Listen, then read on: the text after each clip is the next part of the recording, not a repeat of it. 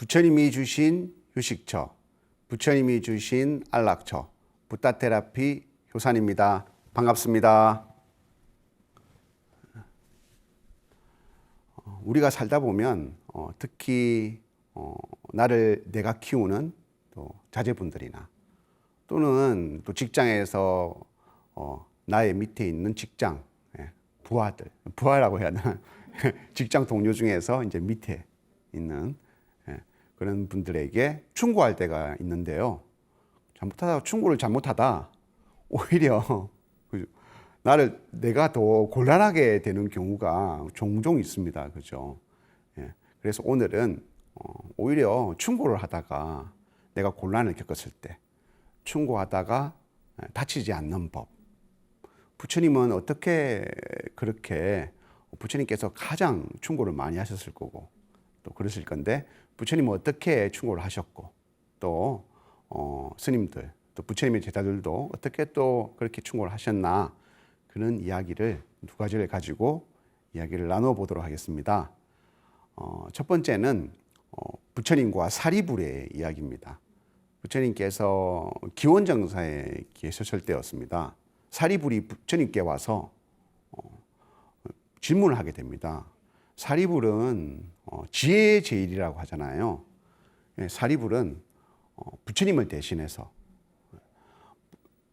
모든 제자들, 가출간 스님들을 교육을 시키기도 하고 또 이것은 잘못됐어 라고 경책하기도 하고 또 여러 가지 계율들을 가르쳐 주기도 하고 또 여러 가지 불교에서 일어나는 부처님의 스님들 사이에 일어나는 여러 가지 분쟁들과 또 그러한 것들을 다 처리하는 그런 지혜를 가지고 있기 때문에 부처님을 대신해서 사리불이 그러한 일들을 많이 담당해 왔습니다. 그러다 보니 사리불은 많은 사람들에게 충고도 해야 되고 너 이렇게 해서는 안 돼 라고 얘기도 해야 되고 그러다 보니까 오해와 비방에 많이 휩싸이게 되었습니다. 심지어는 그런 일이 있었습니다. 사리불이 많은 사람에게 경책을 하다 보니까 어느 날 우연히 지나가다가 어느 스님과 어깨를 한번 부딪힌 거예요. 그래서 이 스님이 사리불이 어깨를 부딪혔는데 너무 바쁘다 보니까 또 사리불은 깜빡하고 그냥 지나쳤는데 그러고 난 다음에 사리불이 자기 자신을 보는 모습이 막 좀 뭐랄까요? 막 기분 나쁘게 보는 것 같고 막 그런 거예요. 그러니까 주위 사람들한테 사리불이 나를 미워한다. 그래서 나한테 저런 눈빛을 보내고 봐봐라. 내가 지나갈 때 눈길도 주지 않는다. 다른 스님들에게는 다른 수행자들에게는 부드러운 눈빛과 부드러운 말로 하는데 나는 아는 체도 하지 않는다. 이런 식으로 이야기를 계속 하다 보니까 나중에 이 비구가 부처님께 사리불이 나를 차별한다고까지 얘기를 하게 된 거예요. 그 정도로 사리불은 모함과 비난에 많이 휩싸였던 그러한 부처님의 제자였습니다. 그럴 때 사리불은 그렇게 얘기했습니다. 부처님, 저는 부처님의 상수 제자로서 많은 제자들에게 가르침도 주고 또 경책도 하지만 저의 마음은 가장 비천한 전달아와 같은 마음입니다. 저는 이 불교 1250의 제자를 거느리는 이 가운데서 마치 걸레와 같은 존재입니다. 스스로 들어온 곳을 찾아다니면서 깨끗이 닦고 그리고 내가 깨끗해지기 위해서 내 스스로 수행하면서 마치 그 걸레를 깨끗이 빨듯이 나는 그와 같이 살아왔습니다. 라고 부처님께 얘기를 했습니다. 그래서 부처님께서 이와 같다. 사리불은 너를 그렇게 미워하지 않았다. 라고 말할 정도로 많은 스님들에게 그러한 오해를 사게 되었죠. 그래서 사리불은 부처님께 묻게 됩니다. 부처님, 충고를 하는데 어떻게 충고를 해야 됩니까? 내가 진심을 다해서 충고를 해도 이러한 오해를 사기도 하고 이러한 비난에 휩싸기도 하는데 어떻게 충고를 해야 됩니까? 라고 부처님께 여쭈었습니다. 그러니까 부처님께서 이렇게 말씀을 하십니다. 충고를 할 때는 반드시 잘못한 일이 사실에 근거한 것이어야 한다. 반드시 사실이어야 한다. 사실이 아니라고 생각하면, 명백한 사실이 아니라고 생각하면 기다려야 한다. 진짜 사실이지 아닌지를 명백백하게 알 수 있을 때까지 참고 기다려야 한다. 그게 만약 사실이라면 두 번째, 충고할 때를 잘 살펴야 한다. 그 충고를 받는 사람이 막 기분이 안 좋거나, 그죠? 또 뭐 다른 사람하고 분쟁이 일어났을 때, 그때, 당신이 옛날에 그래, 그거 잘못한 거 아니에요? 이렇게 하면 기름에다가, 그죠? 불에다가, 기름에다 불을 지르는 게 아니네. 불에다가 기름을 지르는 꼴이 되잖아요. 그죠? 그러니까 때를 잘 살펴서 이야기를 해야 한다. 그리고 반드시 상대방, 내가 충고를 해야 할 대상에게 반드시 선의를 가지고 해야지 악의를 가지고 해서는 절대 안 된다. 그리고 네 번째는 말을 하게 될 때 아주 부드럽고 겸손한 자세로서 이야기를 해야 한다. 그리고 마지막 다섯 번째는 한없는 자비심으로서 큰 자비심의 마음을 가지고 충고를 해줘야 한다라고 말을 해줍니다. 그래서 그 말을 듣고 사리불도 머릿속에 새겼습니다. 사실에 근거해서 때를 잘 살펴서 선의를 가지고 부드러운 말로서 큰 자비심을 가지고 해야지라고 마음을 먹고 또 그렇게 실천을 했습니다. 그래서 또 다시 와서 부처님께 묻게 됩니다.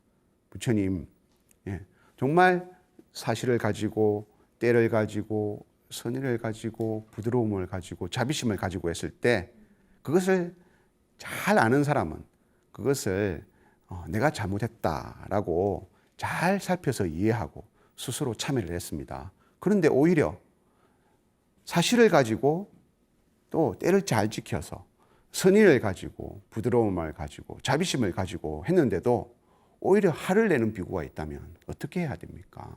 그런 비구가 있었습니다. 어떻게 해야 됩니까? 라고 부처님께 여쭈었습니다. 그러니까 부처님께서 만약에 내가 사실을 가지고 때를 가지고 선의를 가지고 부드러움을 가지고 또 무한한 자비심을 가지고 그렇게 충고를 해야 한다면 그것은 상대방이 설령 그렇다 하더라도 참고 기다려야 한다라고 얘기를 합니다. 무슨 말이냐면 부처님께서 한 가지 비유를 드렸습니다. 마치 도적을 만난 것과 같다. 그 도적은 스스로 잘못한 것을 안다. 스스로 진리의 길을 가지 않았고 스스로 거짓말을 했고 스스로 다른 사람에게 해를 끼쳤다는 걸 안다. 그래서 그 도적이 너를 험담하는 말과 비방하는 말로 너를 묶었다고 치자. 그랬을 때 너는 그 묶여있는 그 도적의 말에 묶여있는 너로서 야, 저 도적이 나를 묶었어. 저 도적은 거짓말쟁이야. 저 도적은 나쁜 일을 했어. 이렇게 저 사람은 도적이야 라고 얘기를 했을 때 그 도적은 너에게 그 말을 잘 받아들여서 너에게 내가 참회했다. 내가 미안하다고 말을 할 것 같으냐? 아닙니다. 오히려 내가 그렇게 말함으로써 더 나를 밧줄을 더 꽁꽁 매면서 더 괴롭힐 것입니다. 그래서 그와 같아 아무리 내가 사실을 가지고 때를 가지고 선의를 가지고 그리고 부드러움과 한없는 자비심으로 얘기했다 하더라도 상대방이 오히려 그것을 더 비방하고 그것을 더 험담한다면 절대 그에게 똑같은 방법으로 응대를 해서는 안 된다라고 얘기를 해 주십니다. 그래서 사리불은 그 말씀을 듣고 더욱더 그 말씀의 실천을 하게 됩니다. 이와 같이 부처님께서도 남에게 실천할 때는 남에게 충고와 그리고 남에게 잘못을 지적할 때는 반드시 사실에 근거하고 때를 잘 살피고 그리고 선의를 가지고 부드러운 말과 자비심을 가지고 하되 설령 그것으로 인해서 상대방이 나를 비난한다 할지라도 인내심을 가지고 더욱더 기다려야 하고 그리고 그것에 의해서 상대방의 상처를 받아서 그 사람을 비난하거나 오히려 그렇게 해서는 안 된다라는 가르침으로서 사리불에게 남을 충고하는 5가지 방법을 가르쳐 주셨습니다. 첫 번째 이야기는 남에게 충고할 때 반드시 지켜야 할 부처님도 지켰던 5가지 원칙을 나누어 보았습니다.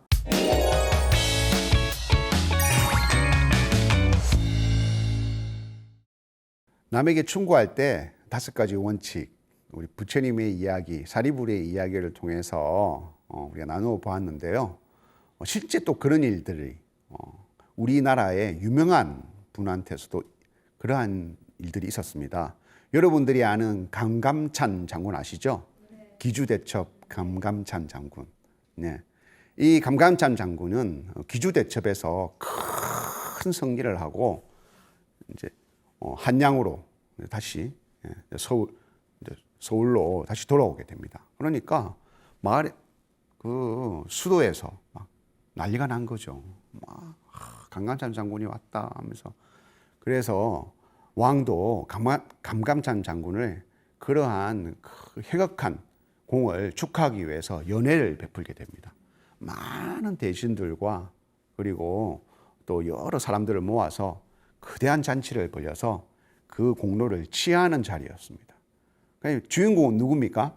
감감찬 장군이거든요. 그래서 감감찬 장군이 탁 자리에 앉아서 아주 산의 진미의 음식을 쫙 차려놓고 감감찬 장군 앞에도 이제 그릇이 놓여 있었습니다. 그래서 감감찬 장군이 거기 앉아서 그릇을 탁 열어보니까 그릇에 아무것도 없는 겁니다. 이거 뭐지? 하면서 요새 말로 헐 하면서 막 이게 뭐야 하면서 찾아보니까 순간적으로 뭔가 실수가 있었구나 하는 것을 알게 됩니다. 그래서 감감찬 장군이 이걸 어떻게 해야 되지? 그냥 모른 척하고 먹을 수도 없고. 그래서 이 지혜가 정말 뛰어난 감감찬 장군은 잠시 화장실에 간다고 왕에게 제가 화장실에 잠시 다녀오겠습니다 라고 하고 자리를 떠서 화장실로 가게 됩니다.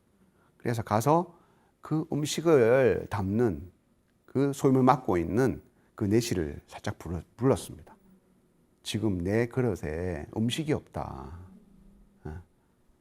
내가 먹어야 할 음식이 없는데 아무래도 당신이 실수를 한 것 같으니까 내가 지금 잠시 화장실 간다고 하고 나왔으니까 다시 돌아갔을 때는 당신이 제게 와서 장군님 잠시 화장실 가신 사이에 음식이 식지 않았나 참 염려가 됩니다. 그래서 제가 다시 음식을 데워와서 가져왔습니다 라고 말을 하고 음식을 갖다 주십시오 라고 얘기를 한 거예요. 그러니까 참 지혜가 있죠, 그죠? 그래서 감감찬 장군이 탁 앉으니까 그 내시가 와서 음식이 식었을까 봐 다시 데워왔습니다 하면서 음식을 딱 드리니까 무사하게 넘어간 거예요. 만약에 그거를 감감찬 장군이 나는 왜 음식이 없어? 하면서 막 이러면 그 내시는 어떻게 됐겠습니까? 아마 감옥에 갇혔을 거예요, 그죠? 그러면 막 속으로 그랬겠죠. 그 음식 가지고 말이야, 그 큰 공을 세웠던 감감찬 장군도 덩치만 컸지 속은 요만한 밴댕이 속이야. 그러지 않았겠습니까? 그죠? 그래서 그 내시가 앉으면 주위의 동료들한테 정말 대단한 분이다. 정말 용맹스럽고 정말 그런 분인 줄만 알았는데 그 마음은 정말 한없이 자비롭고 그리고 정말 지혜가 있으신 분이다라고 주위 동료들한테 계속 얘기를 한 거예요. 그러니까 그 얘기가 궁궐 내에서 퍼져서 왕에게까지 들려오게 된 겁니다.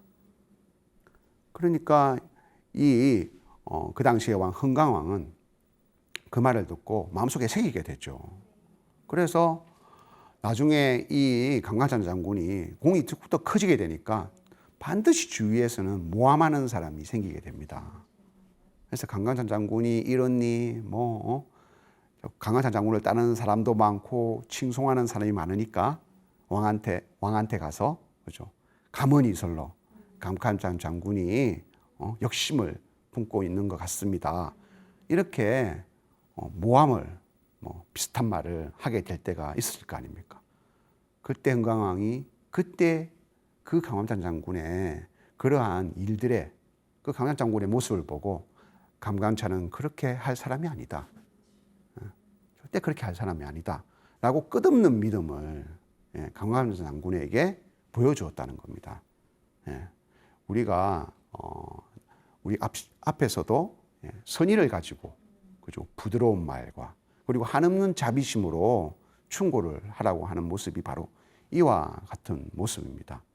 강화단 장군이 그 허물을 갖다가 덜쳐내어 가지고 저 사람의 허물을 다른 사람에게 다 낱낱이 밝혀야지라는 마음인 것이 아니라 그 사람을 살리고 나도 살리는 그러한 자비심의 마음으로서 그러한 마음에 의지해서 그 내시에게 얘기를 했던 것처럼 만약에 우리가 남에게 충고를 할 때 그러한 마음으로 하게 되면 상대방도 그 말에 감화를 받고 설령 그 사람이 적이라 할지라도 나의 그 적의 마음을 돌려 세워서 나를 도와주고 그리고 그 고마움을 잊지 않고 언젠가는 그것을 다시 나에게 복으로서 갚아주는 그러한 일들이 일어나게 될 것입니다. 그와 같이 강간찬 장군의 일화처럼 우리가 남에게 충고할 때는 그러한 마음, 첫 번째는 이러한 사실이 있다고 하더라도 때를 잘 살피고 그리고 선의로서 나 충고를 할 때 이 사람에게 고통도 주지 않으면서 그것을 잘 받아들일 수 있도록 어떻게 어느 때 말을 하지라고 잘 살피면서 그리고 부드럽고 가장 적절한 방법으로서 그렇게 했을 때 그 강간찬 장군의 일화처럼 그 사람을 적이라 할지라도 나를 돌릴 수 있는 그런 복으로 바꿀 수 있는 그런 충고가 될 수 있는 것입니다.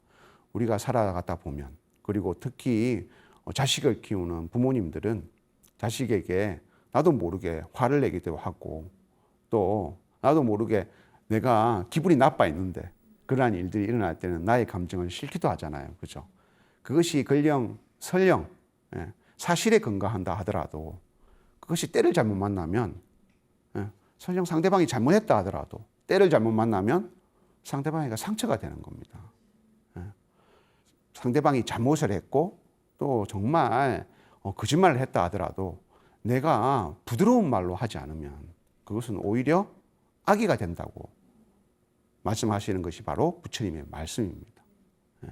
상대방이 잘못을 했고 상대방이 실수를 했다 하더라도 반드시 지켜야 할 것이 사실에 근거한 것 그리고 때를 잘 살펴서 기다려야 한다는 것 그리고 반드시 저 잘못한 사람을 어떻게 다시 선의로 돌아올 수 있게 할 수 있을까 하고 때를 잘 살피고 그리고 선의를 가지고 반드시 부드러운 말로 그렇게 했을 때 그 사람을 감화시킬 수 있다는 것이고 만약에 그렇지 못할 때는 그 충고의 말마저도 어떻게 된다?